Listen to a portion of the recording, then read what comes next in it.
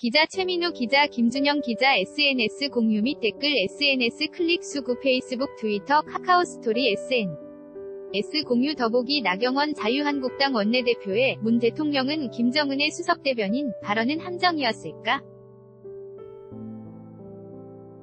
12일 오전 국회 본회의장에서 자유한국당 나경원 원내대표가 교섭단체 대표 연설을 하고 있다. 연합뉴스 전날 국회 본회의장을 아수라장으로 만든 나원 내 대표의 수석대변인 발언의 파장은 13일에도 이어졌다. 더불어민주당은 당 최고위원회의에서 정권을 놓친 뒤 자포자기하는 발언이다. 좀 측은해 보인다. 이해찬 대표, 한국당이 가고자 하는 정치를 분명히 알았다. 극우와 반평화, 혐오의 정치다. 홍영표 원내대표라는 등의 성토가 이어졌다.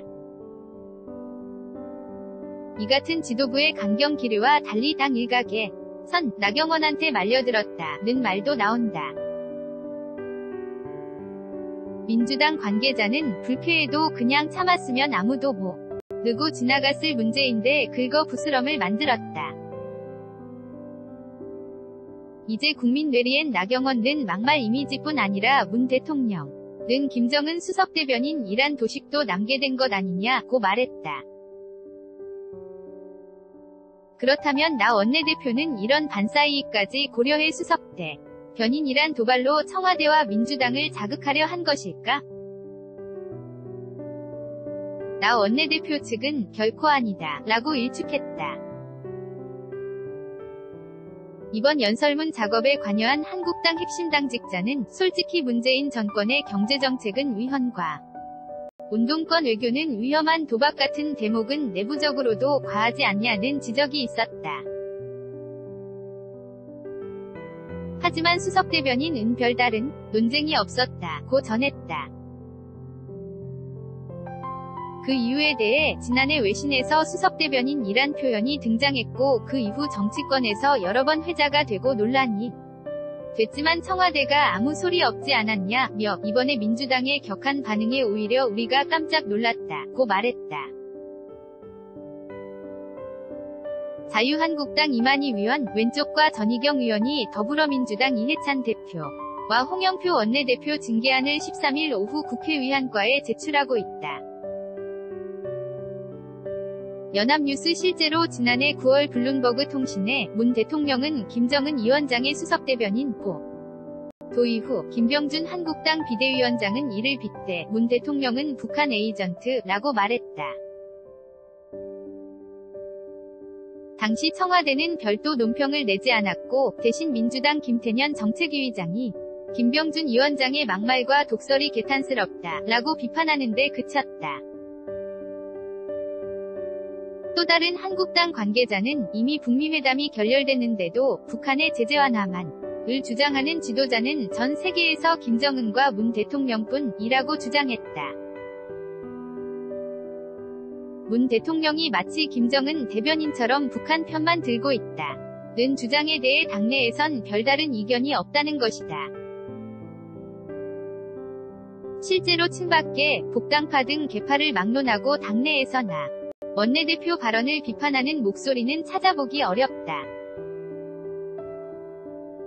나 원내대표로선 이번 연설이 원내대표 당선 이후 첫 국회 연설 무대였다. 연설 원고 작성을 위해 총력전태, 새로 당내 전문가를 총동원했다. 총괄 유민봉, 거시경제 김종석, 세금 김연아, 노동 이미자, 국방 백승주 위원 등에게 분야별 아이템과 문안 등을 맡기고 이를 취합하는 형식이었다. 초안은 여의도연구원에서 작성했지만 이후 열흘간 4차례 회의를 열어 재구성됐다. 원내대표실 관계자는 현 정부의 뼈아픈 지점인 손혜원 김경수 문제를 처음엔 최대한 부각하려 했지만 회의를 거듭하면서 순화하거나 아예 뺐다고 전했다. 이를 통해 연설문은 대국민 사과 분야별 문재인 정부 실정, 경제, 외교 안보, 사회 정통성 부정 대안 세력 부각 대국민 호소의 구성을 갖추었다고 한다.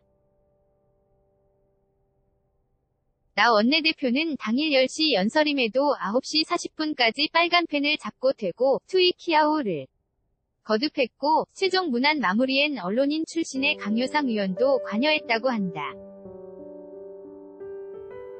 강병원 더불어민주당 원내대변인이 13일 오전 서울 여의도 국회의안과에 지난 12일 국회 본회의 교섭단체 대표연설 내용과 관련해 나경원 자유한국당 원내대표의 징계안을 제출하고 있다. 뉴스원. 한편 민주당은 이날 나 원내대표를 국회윤리위원회에 제소했고 이에 맞서 한국당도 민주당 이해찬 대표와 홍영표 원내대표를 윤리위에 제소했다. 여당과 제1야당이 상대 측 지도부를 맞제소하는 초유의 사태가 벌어지면서 3월 국회엔 파행의 먹구름이 몰려오고 있다. 최민우 김준영 기자 MINWO_J OONGAN 지점